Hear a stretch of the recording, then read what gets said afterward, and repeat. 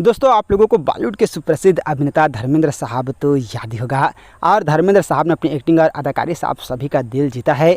और धर्मेंद्र साहब ने एक इंटरव्यू में बताया कि वह मुंबई आना चाहते थे, लेकिन परिवार के हालात ठीक नहीं थे और इसी तरह घर से मुंबई पहुंचे और फिर ज़िंदगी के लिए संघर्ष करना पड़ा।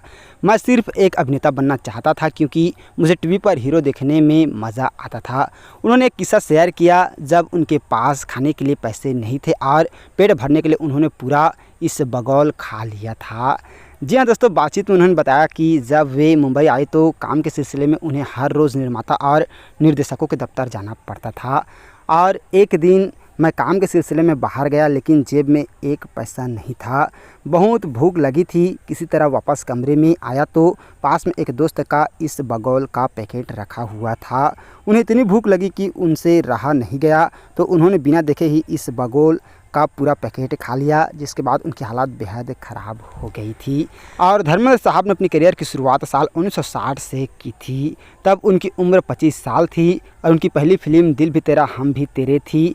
और 70 के दशक में राजेश खन्ना, अमिताभ बच्चन, शशि कपूर और संजय कुमार जैसे दमदार अभिनेताओं की मौजूदगी के बाद भी धर्मेंद्र साहब ने अपनी चमक कम नहीं होने दी। उन्होंने यह सिलसिला जारी रखा और धर्मेंद्र साहब ने हाल में अपनी upcoming web series Taj divided by blood का फर्स्ट लुक शेयर किया है और वह सूफी संत शेख सलीम चिश्ती की भूमिका निभाते नजर आएंगे। और इस फर्स्ट लुक में धर्मेंद्र साहब को पहचान पाना काफ़ी मुश्किल हो रहा है।